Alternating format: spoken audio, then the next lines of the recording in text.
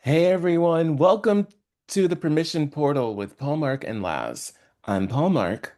I'm Laz. Let's open the portal.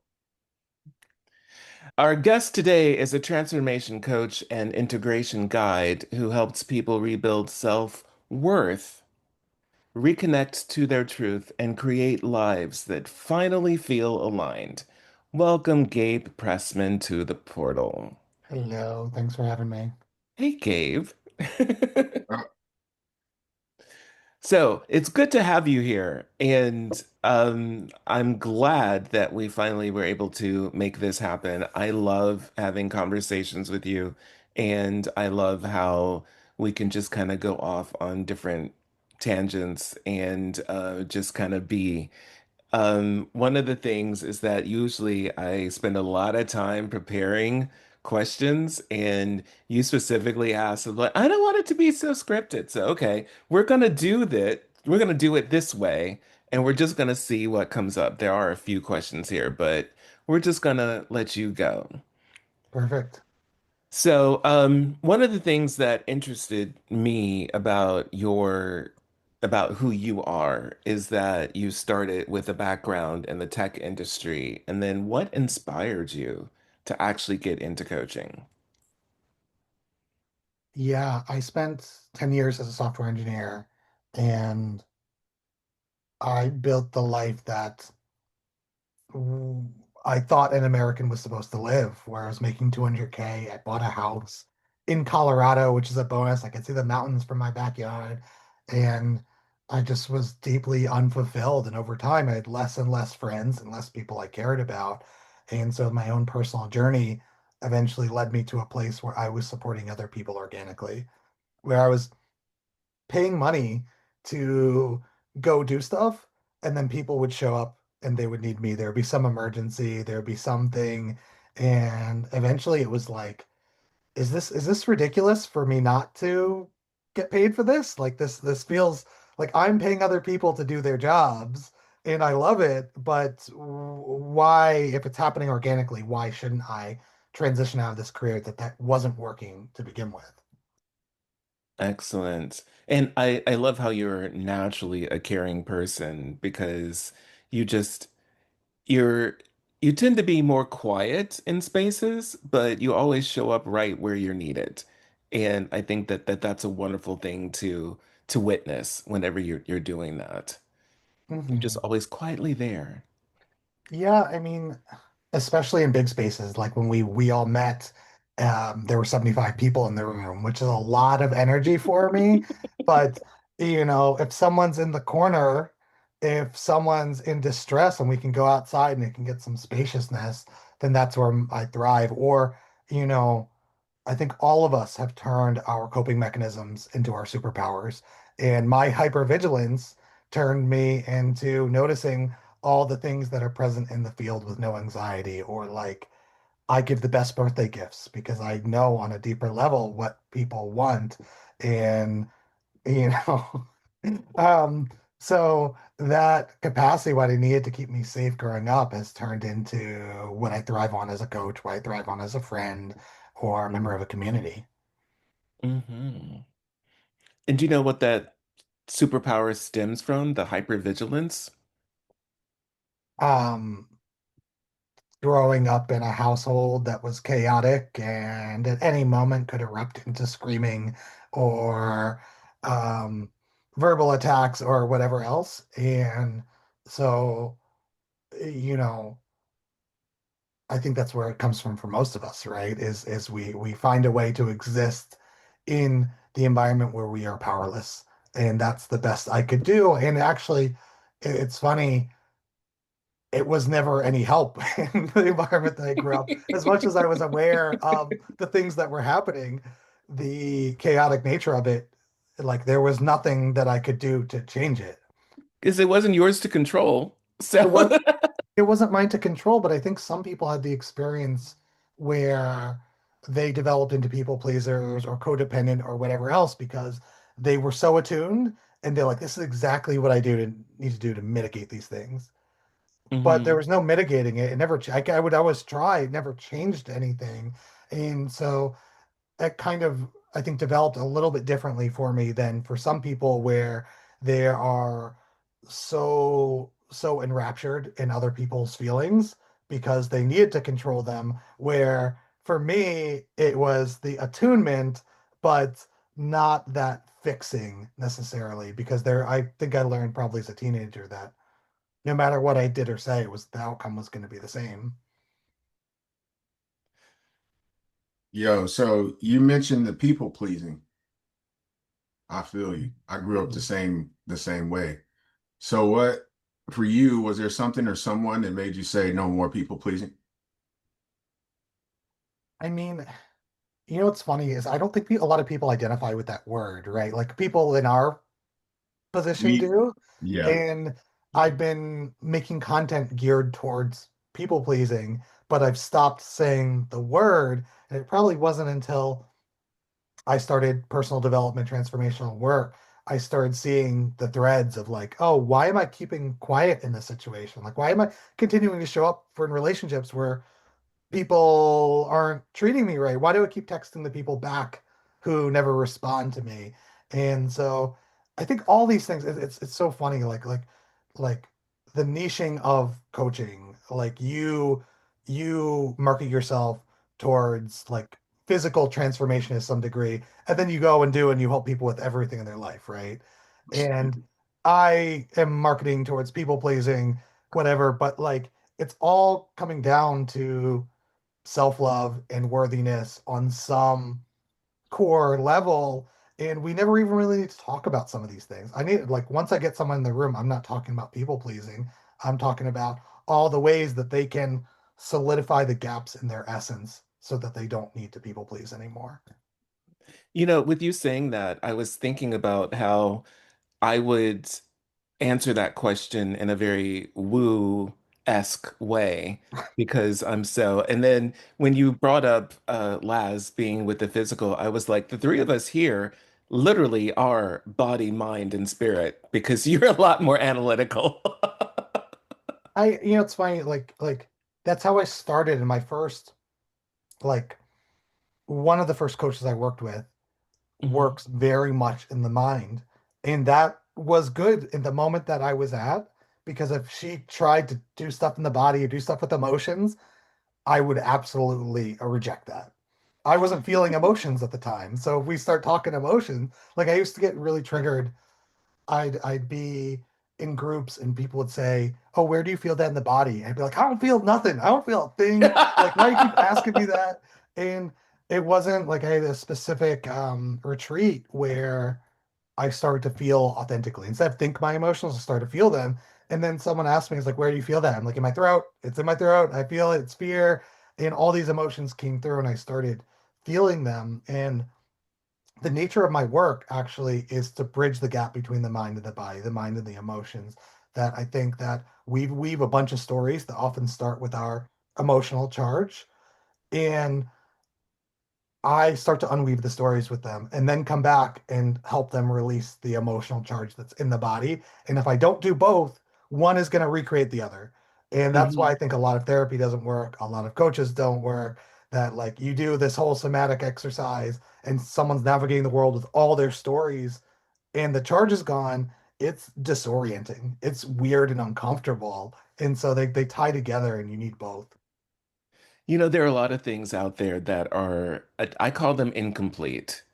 Mm. Because even when energetically people talk about cord cutting, and it's like, well, if you cut the cords, the other person is going to realize something's missing and then come back. You know, there's a way to send the energy back so that they don't necessarily miss anything and then come back on you. And I do feel that, like, you know, it is body, mind, and spirit.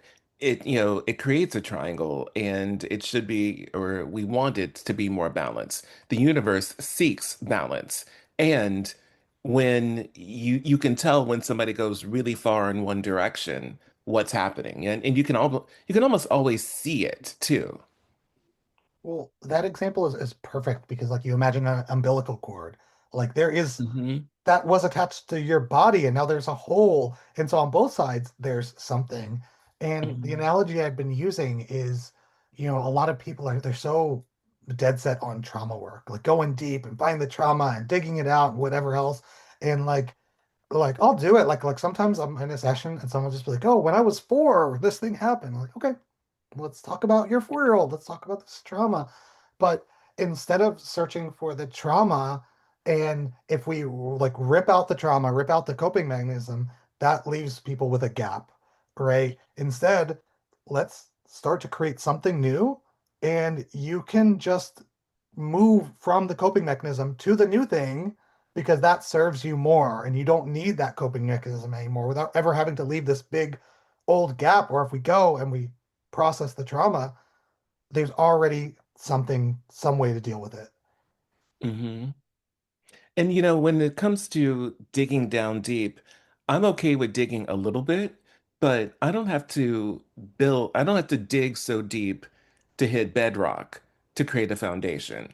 You know, it's Mhm, like mhm. let's just even things out and then we can build from there. But again, some people are building castles in the sky that are gonna fall down, or building, skyscrapers on quicksand, you know?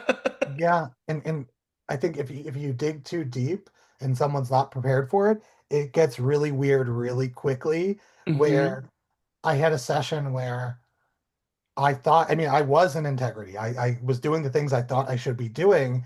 And it got so, I started asking the most weird, esoteric, obscure questions because nothing was happening, nothing was moving. And I didn't make the connection. Like, maybe it's not supposed to. Maybe in the moment it's not supposed to. And so it got weirder and weirder and weirder. And then afterwards, I was like, yeah, I should have stopped 15 minutes ago. But like, I like was so attached to like helping him move through this specific thing, and I didn't even think that like should I like this is that what's right, because he wasn't stopping me and he wasn't reactive, but Hmm. it felt like we were on mushrooms together. Like it got really really strange, and that's maybe the signal that like if it's getting weird, like maybe it's time to stop. Well, and also sometimes you're just in the zone and then something comes up that doesn't mean anything to you, but it means something to them. Yeah. And if the, because people will ask me to do readings in public, you know, and it's like, I don't know what's going to come up in your reading. So if we're in a public space, it's like if there's something that's really deep, I'm not going to go there unless I get your permission or unless I have the permission of the group, because there are some things that just don't need to be, some wounds that just don't need to be opened up in Yep. that form. And also, if I don't have the space, and I know you understand this, not having the space to get you back to a level playing field, For sure. I'm not going to go there. Well, and that's the thing, especially with this that modality of doing a reading, is someone can fully ask for a reading Mhm. and also not have any preparedness for what's going to come. And so this is something I think about a lot, is why we don't tell people what their process is, why we don't project. Even if I have you nailed down, I know everything about you, I know exactly what you're going through. I ask the question so you can get there yourself. And if you Mhm. can't get there yourself, you are not ready for it. And I've seen like with me, I've seen it go off the rails when people are like, just tell me that one, there are a lot of things that we all share. We all, to some degree, have some shame, we have some worthiness. Whether we're experiencing right now, we have some self-love. And so I could incorrectly be like, Paul Mark, that thing you did is because you don't feel worthy. And it's gonna poke at something, right? It's gonna poke at something because you've experienced some time in your life, and then you're gonna go on some life quest to find your worthiness with the thing, and it was never true to you. I just projected that and it hit a thing. And so it can be incredibly dangerous to tell people, even if you're sure that you know. And with your modality that you're talking about, that like people can come in and say, please, Paul Mark, tell me, and they're absolutely not in a place to receive it. They're not ready at all. Or they think they know and they're looking for confirmation. Mhm. No, no. Um, And it's interesting because I've had people come in and ask the same question over and over again. Hmm. That's why I stopped doing free readings. That I would do an open room on Clubhouse on Wednesdays and be like, come in, get a mini reading. And people were coming in. I noticed the pattern. It's like, you asked me the same thing last week. Have you done any of the things we talked about? No, No. no, not okay. Then, and when they start to him and haw, it's like the answer is no. It's just Next. Take a number for next week after you do your homework. So you said that they still don't love you. I'm so sorry. They still don't love you. I can't exactly. change it. No matter how many times you ask, it's not going to change the dynamic. And we're It's not not going testing to love spells change. here. Or it's like, is are things gonna go well with my job search? Are you still putting out applications? What's going on? Because if I say yes and then you stop doing what is necessary to get you to those places. And that's a thing that I've often used because people will ask me about like, fortune telling and stuff, and it's like I will not do that. And I was like, well, why not? I was like, because even if I or if the cards say you're going to win the lottery next week, but you never go and buy a ticket, you're not going to win, you know? Or I mean, it makes it really, really difficult. Now, there are some circumstances where one can just fall in your lap, but generally, you have to do the work. Well, I think there's a control dynamic, right? It's like tell me what my future is so I know whatever, but it's not people don't want to know their futures. They want to know what to do. They want to be They want to told, feel good. yeah, Oh my yeah, God. I was thinking about that this morning and last night. So that, at how we learned and been trained is to ask a lot of questions and guide the person to what they can remember for themselves and they can come to the answer for themselves. But often what I found is like the same thing. People have been very conditioned to be told what to do and then follow that instead of tuning in and listening to what's inside and following what they are telling themselves to do. for sure. And Mm, that kind of touches on like I never am anti-therapist, but like the DSM-5 is like 1,000-page tome of all of the things that can be wrong with you. And it gets really weird. It gets really weird that we could sit here and say, Laz, you're so jacked because of this symptom. And like, that's a symptom. And Paul Mark, you're green because of this. And Gabe, you love ice cream because of it. It's like, it's endless. You can find a symptom, a diagnosis for anything. And what's the point? Like, what is the point? Like, like I could look in a book and I could find the things that are wrong that aren't really wrong. And I can tell you from that book why, from that perspective, or you can give me the real reason because you know it. It's in you, whether you're ready for it or not.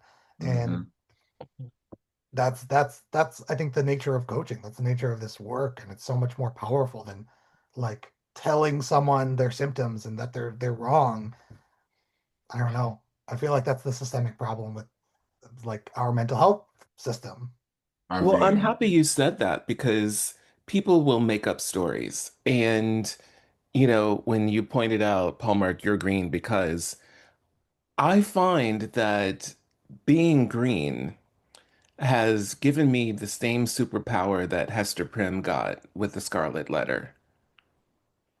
Because you can see people and people will come up and will say, "Oh, I love the green because blah blah blah," or will project, "You're green because blah blah blah. You must really love money." And it's like, okay, so that's where you are.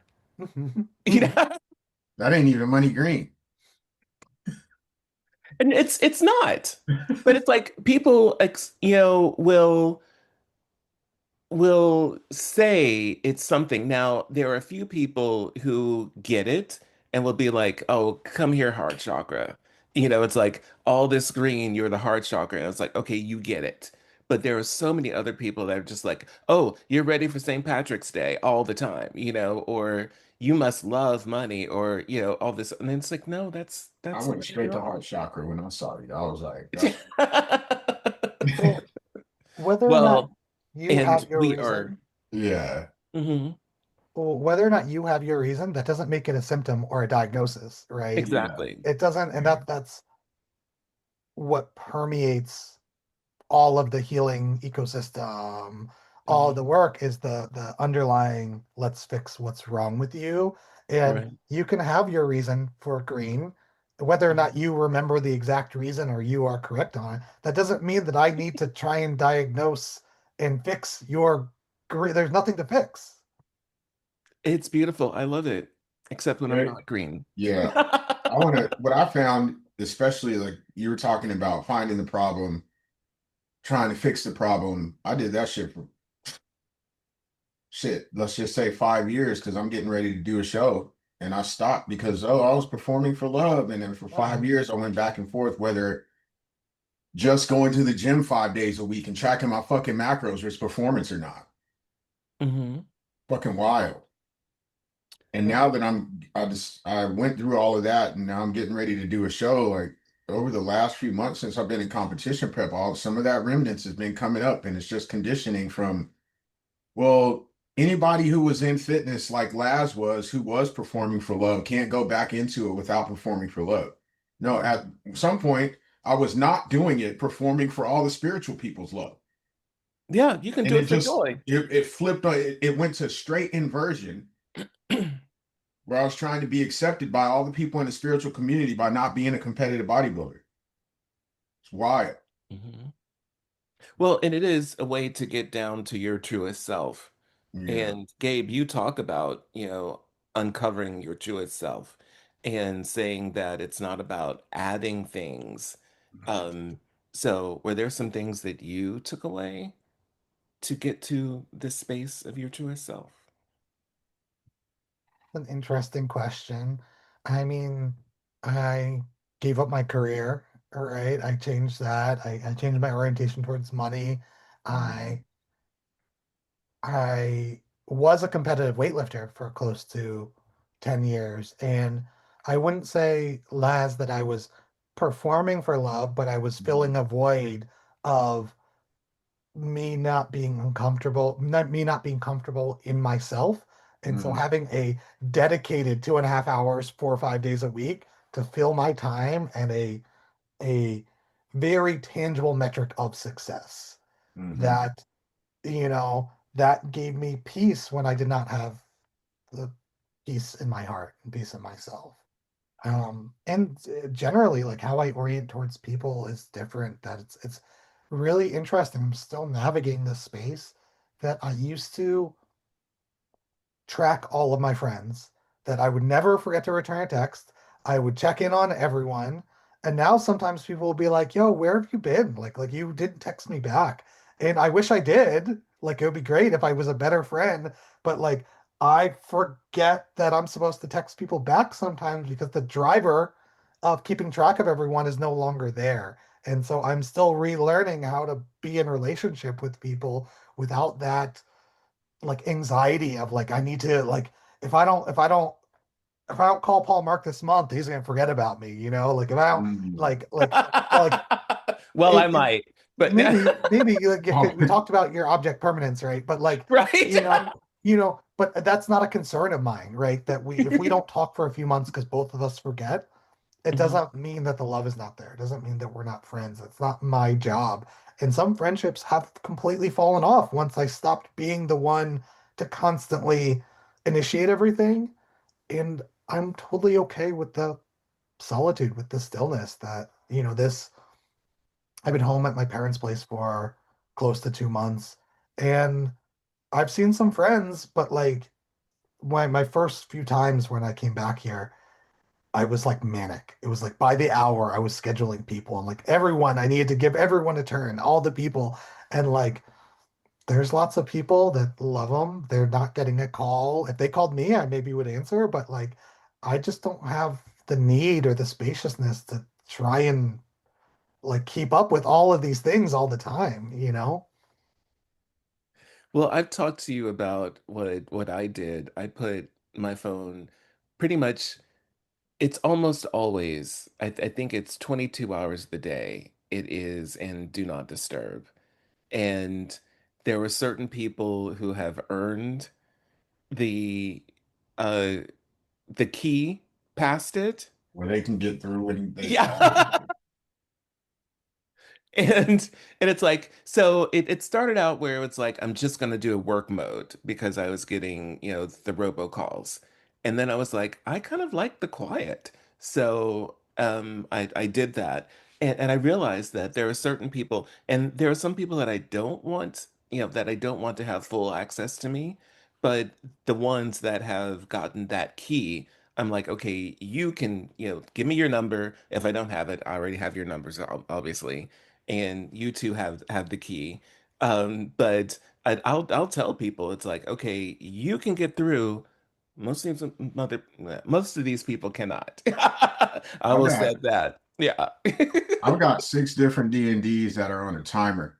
My t my hmm my phone is on some sort of D&D all 24 hours of the day. See, Like some sort. I have some hours where it's open. I won't Yeah. say what they are, but if you Not on here, we ain't. there is a time of day where I'm Uh, like, okay, I know if somebody's calling at this time, it's somebody that I like and somebody that probably might want something. But otherwise, it's like, no, not at all. mhm. Yeah, I don't go that far, but I also don't feel the need to respond right away the way I did. And there's the opposite side where I've learned that some people in spiritual community, they take that to a really big extreme of I'll only respond when I energetically feel like it. And they'll be like 6 weeks later and like it's a nightmare making plans with those people, because I know. I That's have crazy. friends I've learned to accept where they'll text me and say, "Hey, I want to see you. Let's get together. Let's plan a Zoom." I say, "Cool, let's do it." And they don't hear back for 2 months. I'm like, how are we supposed to plan like That's that? wild. Exactly. Like that doesn't it doesn't. I'm not mad at you. I'm not gonna let that bother me. And it's kind of impossible to execute on this timeline. Well, there's a cognitive dissonance there. It's like I really want, them saying, I want to see you or I want to talk to you, and then them not getting back, especially if there are times where I've gotten right back to them and then I'm left undelivered, not even read for a long time. And it's Mhm. like, okay, well, obviously it wasn't that important to you. What Uh-uh. happened And to the so, communication part and of yeah, waking and Uh-uh. so now I'm like, okay, well, it's if it's not important to you, it's not important to me. And then, it's just off in left field somewhere. Now, what's interesting is I will say for you, and I think for both of you, you know that if I miss your call, because like Laz has a way of calling when I'm in the shower. So it's Didn't know that till right I now. don't know what's going on, but I'm either eating or in the shower. And so it's like, okay, well we'll do that. Um and you also have called when I'm like on online with somebody else, like during the Condor calls. Mhm. You're like, okay, so Yeah, I that just call whenever yeah, I know. You it do call hits, whenever, and it's like, okay, so the energy's high, Laz feels it. Gabe, I know that we have that ongoing conversation that we can go a couple of days in between, and it's like it picks up and it never feels like there's been a gap. Mhm. And I Mhm. love that. Mhm. Yeah, I noticed that with different friendships where, I can not talk to somebody on the phone for 6 months, a year, or 2 years. Mhm. We reconnect and no gap. I mean, I think that's how a lot of our relationships used to feel before we had this constant access is, Mm. you had your camp friends, right? You'd see them 2 weeks out of the year. You drop in back at the Right? camp, they're your best friend again, but you didn't even have maybe have their phone number or their address the rest of the year, right? There was a time when, speaking of phone numbers, there was a time when your phone was at home and people didn't even have answering machines. Mhm. And it's so odd to think about that because I can remember earlier when I was doing the modeling and acting thing full fledged. I didn't have a cell phone. I had a pager. And it's like people would like page you and it's like, okay, if it's important, make sure it's 911. And then people just be like, I just need to know where you are. It's like that's not a 911 thing. But to actually have to go to I remember being in the mall and going, hello, malls. We don't really have malls these days anymore. But I remember going into a store where my friend was working, being like, "Hey, I got a page. Can I use your phone?" Because we don't have payphones anymore either. It used to be a thing where it's like, I'm paying to call you back, and you're like, I just need to know where you were. That's not a real thing. Used to carry a pocket full of, not a pocket full, but at least 4 or 5 quarters. Because Mhm. as a kid, my dad was like, carry quarters in case you need to call. I was There's so a happy. there's a freaking payphone they put a payphone at the new HEB What? Really? at the gas station. I was like, there's a fucking they built a payphone. Oh my I showed gosh. my kids like We're that. You get see we're that? getting back to that. There's a payphone over here. We used to before cell phones, we had to use this all the time to call home. But it only takes Bitcoins or something, right? Hey, I didn't get up that close on it, but My I my didn't see a mom Bitcoin logo. my mom worked for the telephone company, so we were one of the first ones to have a calling card. So it's like Mm, wherever I was, I didn't. shit, Yeah, I forgot I, about those too. I was like beep beep beep, beep. It was a bunch of numbers. Yeah. They used to be on the wall in the back at the gas station. Like, y'all remember that? I don't remember. I never had to use that, Some so I gas don't know about stations, like that. the little street corner Habibi Yeah. gas stations, uh, there mu- there would be Oh, that's right. For like long distance and stuff. a wall The full of them. Yeah, I remember that now. Yeah. Yeah, Oh my gosh. yeah, That goes way back. yeah. But So, hey, Gabe, how did you uh reconnect with parts of yourself that you abandoned? Hmm. One step at a time. Um, it's like it's interesting. I haven't worked with a coach or been in ceremony in months and months, but I am in Mhm, this like constant flow of somatic work with myself where mhm, if a big feeling comes up and I like have spaciousness, let's say if I'm driving, not right now, then I stop everything I'm doing and I sit with it and I get really yeah. curious about it. And some really interesting things come up that like I had one where I just sat with the energy in my throat for 15 minutes and then I started seeing snakes and like I don't know. Like I think it's this perpetual process of being curious about whether the things that I'm doing are serving me, where the Mhm. patterns came from, like why I need those patterns, what safety I need, and then checking in on the next thing over and over and over again. And um, I think I've been more moving in the direction of what am I creating and who am I without all the coping mechanisms? Who am I fully self actualized and letting that like reverse engineer instead of all of this work to deconstruct the things I've created? But I'm still in the process of like creating what that looks like for myself and for my clients. But that's where I'm like moving towards anti healing, that like there's nothing to heal. We're just perfect. Oh my gosh, I get it. There's nothing wrong, bad, broken, too much, or not enough about you. I I think was sitting last week. I had to something come up and I had to sit with it, and it was just like coming home from the gym, and I got in the garage, started crying in the car, and it was like all this work, all this stuff, that all these turns and all these things and all this time, just so I could fucking be myself again. yeah. Mm. Yeah. And and it's be okay with it, uh-huh. without all the other crap going on with it.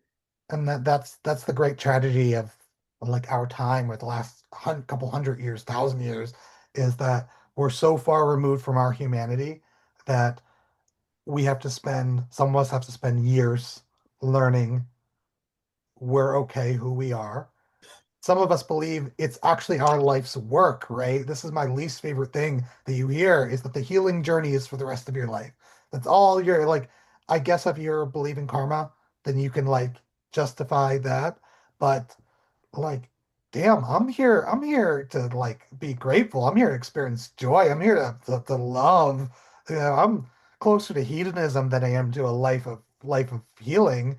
And like you know what I mean? Yeah. Like we're really like I was like if you want to get into the spiritual dynamics, like I chose to be on earth to spend my life healing. Yeah. That's it's a noble cause to want to be healed. I think it's more noble to put the healing aside and just live, you know. Well, I've always thought that life was about experiences. Mhm. And as I matured, it came up, okay, so there are lessons here. And just like in school, if you get your lessons done early, then you have the rest of the period to play. So I'm like, I try not to make the lesson hard. It's like, show me what it is, let me get it, and then let me get back to doing what gives me joy. And that's kind of my cosmology. I also understand that there are some people who, through their nurture or through, and sometimes it's not even through anything that was consciously taught to them. It's just something that they picked up. If Hmm. they are more fear-based, you burn yourself on a stove and then you decide, well, I'm never going in a kitchen again. You ain't There's gonna eat. lots of things other than the stove in the kitchen, you know? And I think that it's important to learn, okay, well, so the thing is to respect the fire or to respect the heat, but still be able to uh, be in all of these spaces and not be so afraid. I had a friend that had fear of flying, and then realized, well, you know what? I've seen how I'm gonna go, and it's in a peaceful space, and it wouldn't be painful. And I'm thinking, so I can get in the plane because that's not gonna happen, I had a job where I flew all the time, and my thing was, I would look around and be like, okay, it doesn't look because in my mind, I decided if that bird was going down, everybody had to go, you know? And so I was like, it doesn't look like it's their day. It doesn't look like it's their, okay, I'm cool, let's go. Now, if I was just flying my own plane, then I'd be a little bit more nervous because then it's just my time to go. But again, I'm like, whenever it's my time to go, it's my time to go. Mhm. And I'm not living in fear of that. Yeah. Then going back to the stove example, like Hmm. there is healing there. You burned your hand, and Yeah. your hand is physically healing, but I think we've misappropriated this concept of healing to apply to everything that Hmm. now someone's going to say in their 30s, I need to heal my wound of being afraid of stoves and kitchens. And it's like, no, like you had a bad experience. You learned that stoves and kitchens and cooking was dangerous. Hmm. Now you can learn that that was an extreme belief system Right. and It was nothing potentially dangerous, not it is dangerous. for Hmm. sure and nothing Yeah. needs to be healed and nothing is implicitly wrong. You're just Hmm. learning a different strategy. You're learning a different way of being. And even if it's the exact same thing, just changing that verbiage makes it Hmm. so much less sticky. Like Laz, your example of the bodybuilding thing, like if whatever 4 years ago, instead of saying I need to heal my self-love that I was coping with, but it's like, oh, like I learned to use bodybuilding to fill this void. Now I can learn to body use bodybuilding to create Okay. self-love. because this is what I like fucking That doing. yeah, yeah, and so like that, even that word, the healing, Yeah. the concept of it and where it was applied, it's like you lost something that was really important to you from that.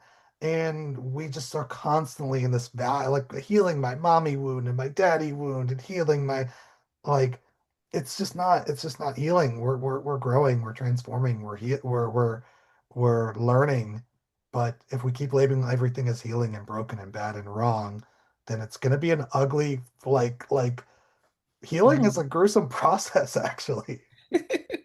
Well, and if you just like with working with plants and with the medicines, if you come to it as treating it as a medicine, you will be sick. You will There will be something to be healed. If you come to it looking at it as a teacher, it will teach you something. You will be the student. And to just be in a space where it's like, hey, what message do you have for me today? For sure. And even, that with the plants specifically, I went into an ayahuasca ceremony. I said, actually into a full retreat. I said, I'm not going to set an intention. I'm just going to Mhm. let the plants tell me what they want to tell me. Look, Gabe And coming with all the contrary and shit. uh-huh, Yeah. uh-huh, He said, I ain't said no intention. uh-huh. And and it was a hard retreat. Like I the first like I had sat maybe 11 times at that point already. And so like a lot by Western standards, not a lot by indigenous standards, right?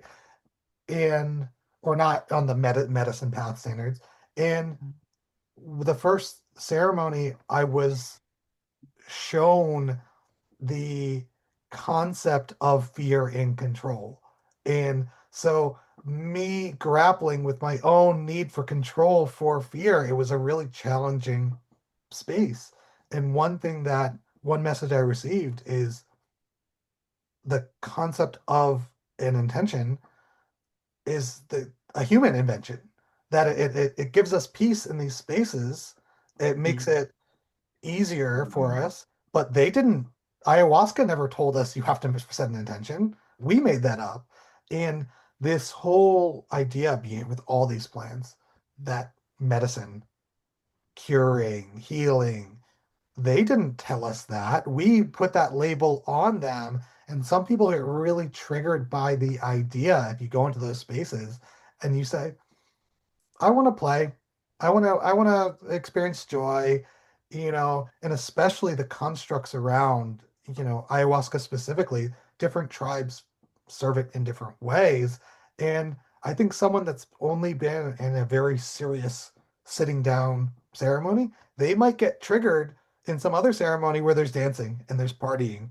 But like I've been to an ayahuasca ceremony with a 70-person dance party and it was amazing. It was so much fun and there's nothing wrong with that. We are the ones who create the wrongness and we're doing it the wrong way. Mm. I Mhm. was singing in my second night. I mean, they were singing, playing the what do you call Uh-huh. that thing? It starts with an A. It's like a feather looking thing. Uh-huh. You A shake feather it and it looking thing? has feathers, and then when you shake it, it sounds like a almost like a Like a rain stick? do they make a type of noise? Almost like a Oh, rock. the rattle type thing. Yeah, I Yeah. know what you're talking about. Yeah. It started with the Is it? A. I forget what it's called. I'll look it up later. Well, But it was like one moment it was serious, and then not then one dude's playing a didgeridoo, and somebody's got those things in their hand, and people were singing songs and shit. And I was like, I got up and I started singing, and Uh-huh. Uh-huh. Uh-huh. it was pretty cool. And on that, it's funny. I had an ayahuasca ceremony where it the shaman who did it was really great at like just him singing could get me into a space of a journey. Just him singing.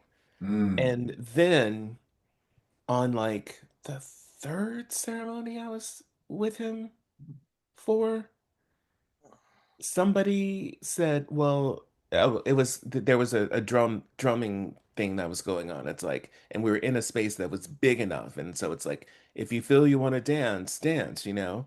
And then it's like, if somebody else wants to express themselves, and a person wanted to sing, and I was like, all right, this is great, this is good. And then they got on, and there was so much trepidation in their spirit that it kind of like brought the whole thing down. And it's like when a person's like apologizing for the performance before the performance happens. Mm. And I was like, oh, They wanted to maybe sing, but they're scared or what? If that's what it felt like. it was, yeah, it was an inner fear. It was you know, and I think about it now that part of their lesson, part of their experience was to take up space. And they were so used to, you know, they were used to being told not to take up space. And in this place of performing, you know, there were some who were like just, who naturally just kind of flowed in, people who had their instruments and just naturally flowed in. And there was this one who like took the spotlight and then was like apologizing for taking up the space. And it was like, it was it was kind of a wood killer for me because I was in the vibe and I was like, oh, now this. But then we got past it, and then there was like a little rev up. It was kind of like stop and start traffic, you know, on the highway, you know? Mhm. And in all these spaces, like the running theme is, what are the constructs that we are holding that are taking us away from the truth? And Hmm. the truth in ourselves is love. And so in an ayahuasca ceremony specifically, like often there's these big groups, and there's like someone's purging over here, someone kicked over a bucket. I had one Oh, where someone just kept on talking the entire Dang. time. And hmm. I'm like, you're like, shut the fuck up. You're not supposed to be talking. You're distracting me from my experience right here. But just like that person's singing, that person's insecurity could be reframed as, why am I not accepting of this person and their insecurity? Me Hmm. thinking that I had to control the experience of the ceremony. I'm only supposed to learn from this specific space instead of learn, like, why am I being so like, why am I so judgmental that this guy's having an experience? He's breaking a rule. I remember at my first one, my only ayahuasca retreat, I got came to this point because I had just gotten that first year where I was like really understood a lot of anger that I was dealing with and why I was performing for love and all that stuff. And then I remember being saying out loud, niggas just want to be mad at each other and niggas want to fight all the time. Just love each other, nigga. And I was saying this shit out loud, like really loud. And um people were laughing. Everybody was laughing. Like they were laughing at me. And then the shaman came over. He was like, man, you got to calm down. You got to let other people have their experience. And I was like, okay.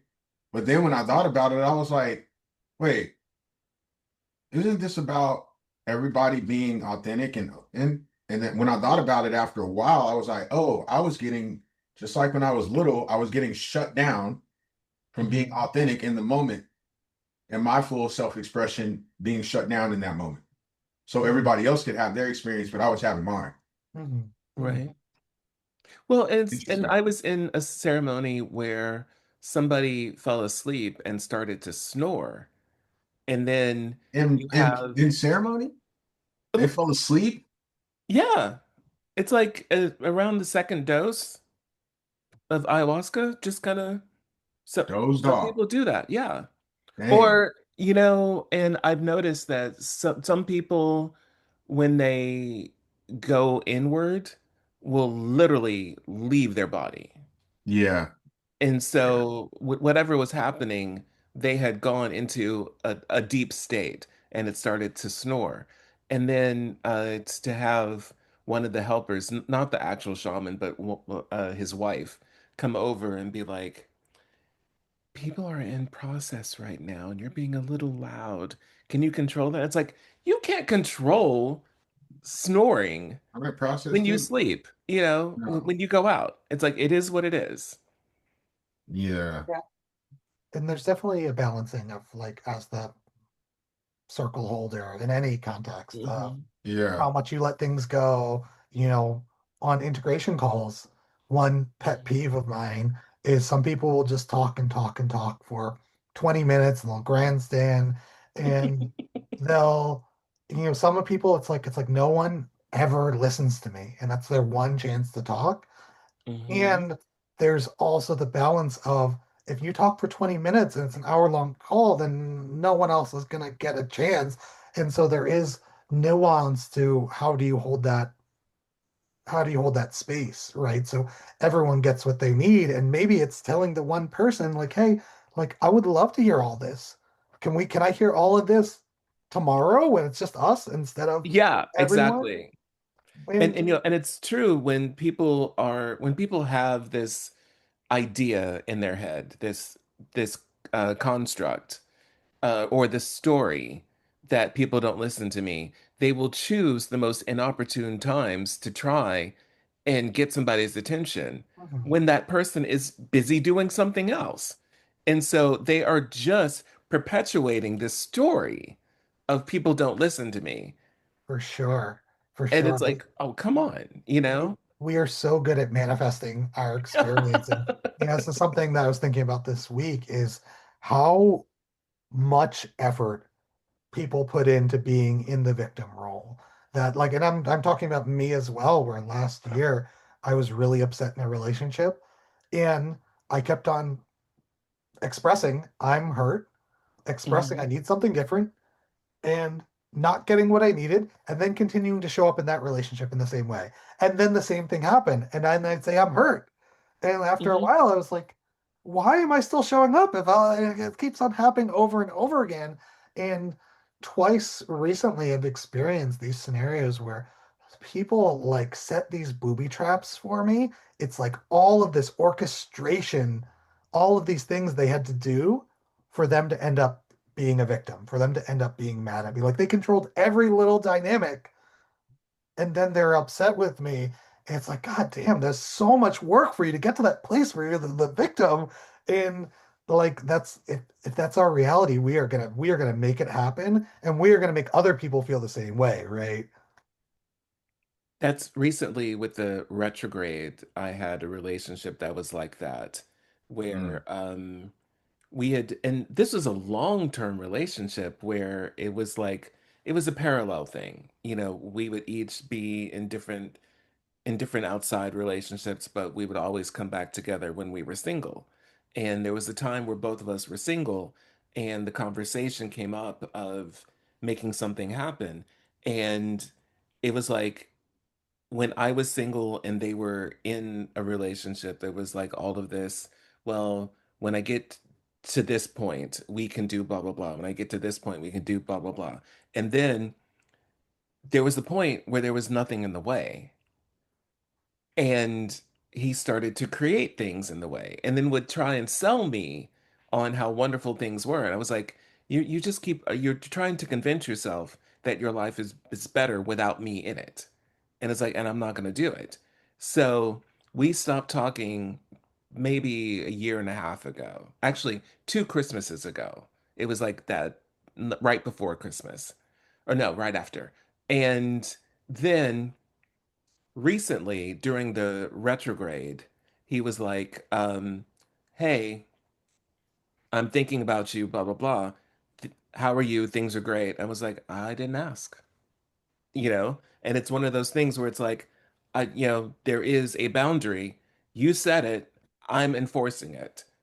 So we're not going to be in that space. Mhm. Mm. Huh. So, Gabe, what's coming up for you? What dreams do you have for the future? I have a lot. I am building my coaching business. I'm taking new clients.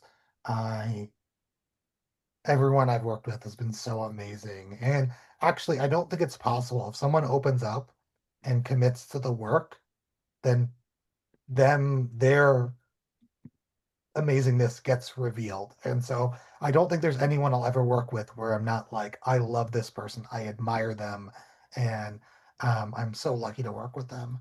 Um, I've got a retreat in August. I'm bringing a group to Peru that is specifically subverting that healing dynamic. That the theme is self mastery. And so instead of what all the things that are wrong with me, I need to heal, that what does it look like if I'm in my fullest? What does it look like if I'm self actualized? And we will be working with Cactus for one ceremony, but still with that idea that we're not calling it medicine. It's not here to heal you. We're not here to fix you. And I'm really excited for it. And then I'm playing with the idea of leaning into my own school community, but I don't fully know exactly what that looks like. I think I'm going to start marketing that a little bit soon, but I'm wanting to one make coaching more accessible. That a lot of what I do is meet people where they are, and the rates of one-on-one coaching absolutely does not meet people where they are. That like some people, like it's not accessible. And so I want to offer a community coaching model where I'm doing group calls.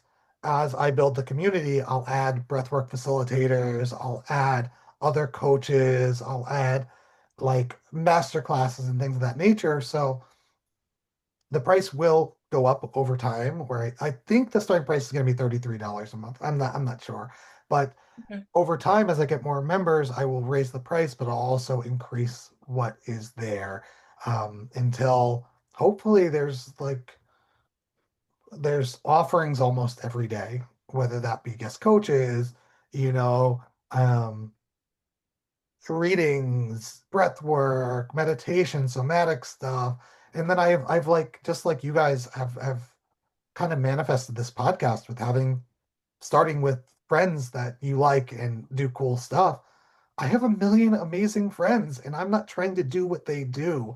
And so I would love to be able to one pay people good money because a lot of this stuff like it goes on exchange, and Yeah. I want to have the resources to be like, hey, come to a master class, I'll pay you $1,000, and to get people and see if people can take their gifts that are attuned for one-on-one work and see if they can create an offering that what if there's 50 people in the room? Can you create a process? Can you create a workshop so everyone can do it on themselves and they can continue doing it on themselves after they leave?